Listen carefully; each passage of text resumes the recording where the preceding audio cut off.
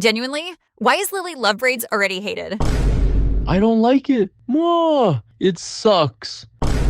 Comment removed by moderator. If you don't remember or you weren't around when Puppy Playtime announced Chapter 5, basically the entire internet was hating on Lily Love Braids. But 3 months later, she ended up becoming a character that completely took over the internet, becoming even more recognizable than the player himself, and arguably even more popular than the prototype. Nah, she got you blushing, twin? Oh, hell nah, twin. You gotta lock up, twin, bro. This not even you, twin. On phone on grade, bro. But how the hell did this even happen? Well, everything really started with her very first reveal. It happened in the trailer where we see Poppy running through the vents, and suddenly she gets grabbed by Lily, who they intentionally showed in a super mysterious way so they wouldn't reveal her face yet. They only showed her feet, and somehow that alone was enough for people to start making tons of videos saying that she was gonna be a terrible character, that Chapter 5 was gonna suck. Chapter 5's trailer controversy explained. Chapter 5 has fans furious. Huh? Bro, this one definitely aged badly. The problem was that the Puppy Playtime community had already become so massive by that point that expectations were insanely high, like almost impossible to satisfy. And honestly, after Chapter 4, we had already seen dark and twisted experiments, so everyone thought we were about to go even deeper into the factory and find creatures that looked like they survived some reverse bear trap torture chamber. So, when Lily's face was finally revealed, most people felt disappointed. Some said she looked awful. Others said there was nothing creepy about her at all. And others said that she was straight up garbage. And honestly, back then, they kinda had a point. Now, I'm not saying there was anything wrong with Lily herself, but let's look at this from the perspective people had at that time. Let's pretend we're going back in time for a second.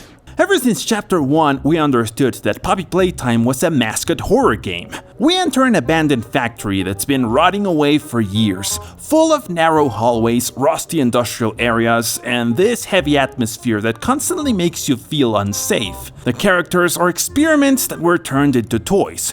Toys that are obviously alive, filled with flesh, bones, and blood. But also, there's an unspoken rule in this game.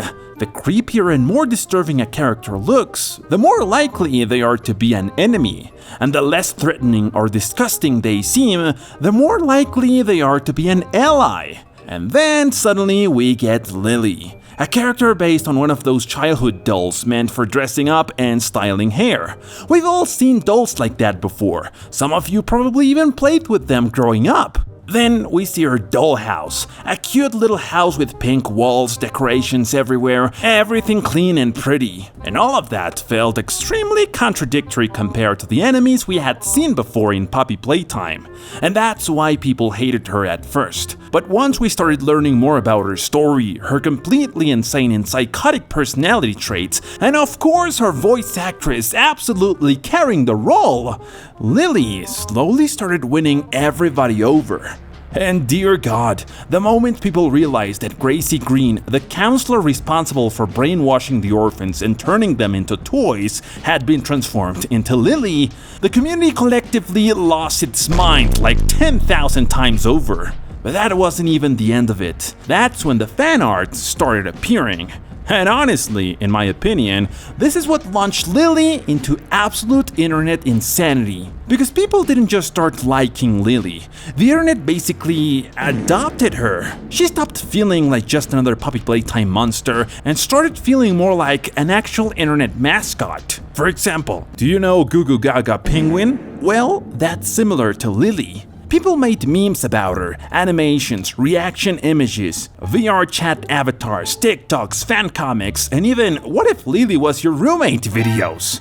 And that completely changed everything, because characters like Catnap or the Prototype are popular mainly because of their lore and horror, but Lily became something different. She became the type of character people wanted to draw, redesign, cosplay, ship, and basically carry everywhere across the internet. And honestly, her design made this insanely easy. Most Puppy Playtime monsters are hard to make look cute or friendly, But Lily has a super recognizable silhouette, giant expressive eyes, simple colors, customizable outfits, and this chaotic cartoon energy that makes her incredibly easy to turn into fan art, stickers, memes, and animations. And once a character reaches that point, yeah, the internet multiplies them like a virus. Because believe it or not, there are basically two different versions of Lily. There's the Lily we see in the actual game, who's genuinely disturbing and full of little details that make you uncomfortable.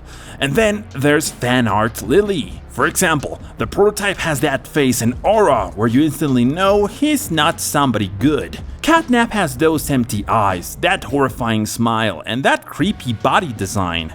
And dear God, when people first saw Dowie, nobody even knew whether he was going to be good or evil. But once it became obvious he was friendly and didn't look scary enough, they literally had to transform him into a terrifying version of himself just so you could actually fight him. But Lily, no, she's just a doll.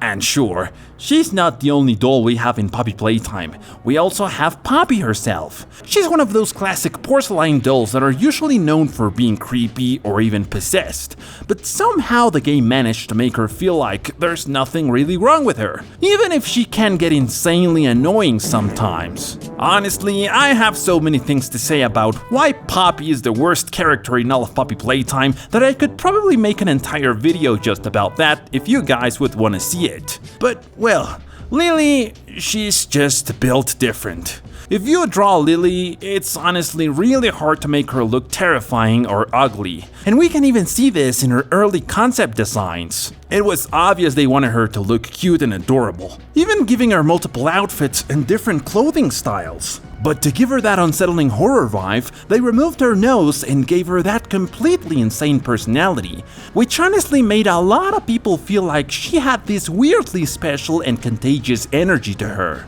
And then there are the mods. That took things to an even crazier level, because the moment people realized how interesting and mysterious her dollhouse was, everyone suddenly wanted to know what Lily actually did when she was alone in there, how her kitchen worked, or even how massive the dollhouse really was. And once people were able to save Lily through a mod, yeah, that completely exploded online. The mod showed Lily becoming grateful toward the player, and even wanting to help defeat the prototype after he abandoned her in isolation for so long. And part of what made Lily explode online was the fact that nobody could fully understand her. One second she acts playful and childish, and the next she sounds completely insane, and the internet fandoms love characters like that.